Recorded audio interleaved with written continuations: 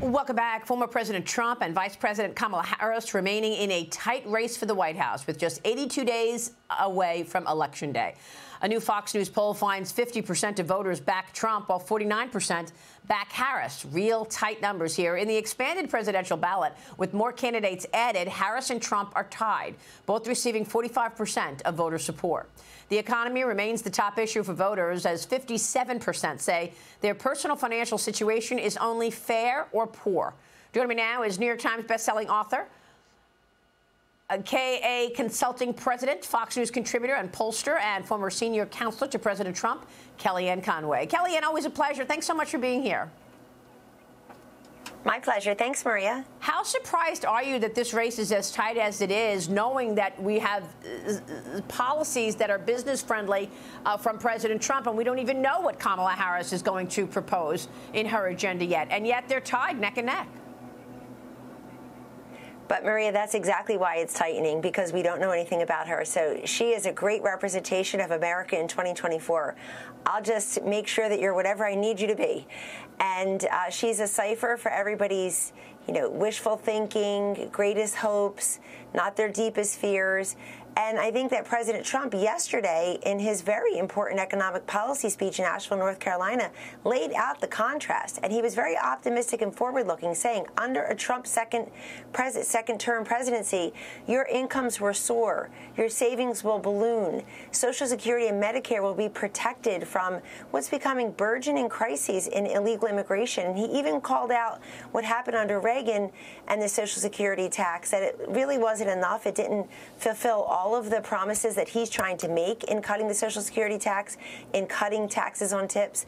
Listen, Donald Trump already did the job. People know, and the street certainly knows, Maria, that with Donald Trump as president, the regulations are fewer, the taxes are lower, the burdens and the compliance costs are fewer.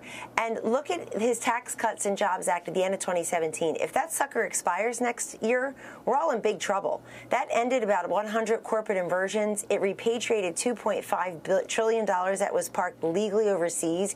It doubled the standard deduction. It doubled the child tax credit. It made corporate America, it made employers invest more in their employees, in innovation and research, develop inventory. Kamala Harris, all we know about her, and all people need to know about her, is that she's never met a tax, a regulation, a legislation, taxation she hasn't loved, adored, and voted for. She was the deciding vote for the Inflation Reduction Act 2 years ago, which has really hurt our seniors. It gutted Medicare. It increased the premiums under Part D. And it also has imperiled many of our households who are just paying more for everyday consumables. Everyday life is increasingly unaffordable, Maria. Kamala Harris made it that way. And I think the more that President Trump does these policy contrasts like he did yesterday, he's having a press conference today at 4:30. He should do more of that. You don't win on insults. You win on insights. You don't win on personalities. You win on policies. And the economy and immigration are his best issues. They also just happen to be, Maria, number one and number two to the electorate. Yeah. Do you think Trump is understanding this? Do you think the former president understands that policy is what gets him back into the White House, not, insults and, chatter about stuff that doesn't matter to voters? This is what lots of supporters of the former president are talking about right now. There was an article in the Journal the other day saying, will Trump blow it again? Something like that. What do you think, Kellyanne? Have you spoken with him? I have spoken with him, and I've spoken with J.D. Vance as well. So let me just put that out there for the whole public. I'm trying to be helpful to the extent that I can as a non-paid advisor, which certainly makes me distinctive. But Maria, the reason I'm helping is just because how I'm helping is just to remind what the contrast is. This is actually the easiest, cleanest, clearest issue set I've seen in the presidential race in an entire time. The other thing I've told President Trump recently, I'll share because I don't share our discussions, is he beat a woman before. He can beat a woman again, but this is a different woman. She is not seen as dishonest and untrustworthy the way Hillary was. She is seen as fresh and new the way Hillary never could be seen. Yeah. And Hillary was not trusted and seen, so it's different. But guess what? She hasn't been Secretary of State. Yeah, she's turned the vice presidency into no-show job. She hasn't done anything in her portfolio for us to have confidence in her competence.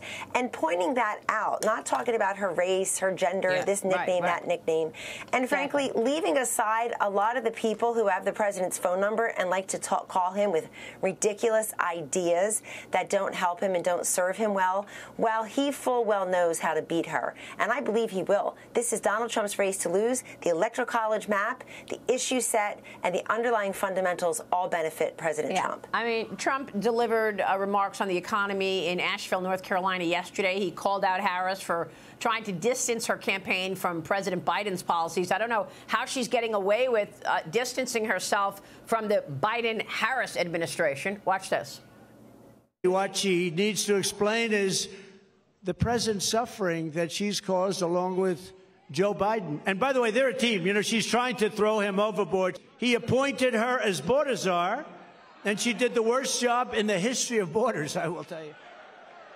Does anyone here feel richer under Kamala Harris than Crooked Joe, than you were during the Trump administration? Is anything less expensive under Kamala Harris and Crooked Joe? Fox News White House correspondent Peter Doocy asked the administration yesterday about it. Kellyanne, watch this. Axios is now reporting that she is hoping to distance herself from President Biden's unpopularity on the economy. Can you blame her? Do you know this is the Biden-Harris administration? Are you aware that this is the Biden-Harris administration? And she is indeed the vice president. But if the president's policies on the economy were working, or if they were popular, wouldn't he still be the candidate? You literally just had the chair of the CEA here who laid out a pretty robust point by point about the economy and what's has happened under the Biden-Harris administration. And I thought it was pretty convincing. Well, KJP with her talking points there. Kellyanne, today will be interesting because Harris is going to be joined by President Biden at an event in Maryland. This is their first joint campaign trip together since Biden dropped out of the race. It comes ahead of the release of her economic agenda, which we expect tomorrow during a speech in Raleigh, North Carolina. What are you going to be watching today when they're together? Well, it benefits her because right now Kamala Harris has increased in the polls because she's able to say to a lot of Democrats and independents, I'm not Biden. She's able to say to other independents and swing voters, I'm not Trump. The question remains, who is Kamala Harris? And when she rolls out that economic plan tomorrow, Maria, nobody should let her get away with distancing herself from the Biden-Harris economy. I think KJP saying she's the vice president, this is the Biden-Harris administration, that should be in the next ad that the Trump people put forward because that's exactly what Kamala Harris, look at her new ad, border state prosecutor. She prosecuted gangs at the border. What? She was the border czar and did no such thing. So I think he's having a good week. I think J.D. Vance had a great week last week, and they just have to keep pushing forward the policy prescriptions, remind people you're better off. You're not better off now. Everyday life is increasingly insecure and unaffordable. Life is unfair, and they can do that, and they're just going to continue to do that. We have a long way till November. Yeah, and you did not even touch on the foreign policy, by the way, which is a nightmare, looking around the world with two wars and Israel on alert because of Iran. Kellyanne, always great to talk with you. Thank you.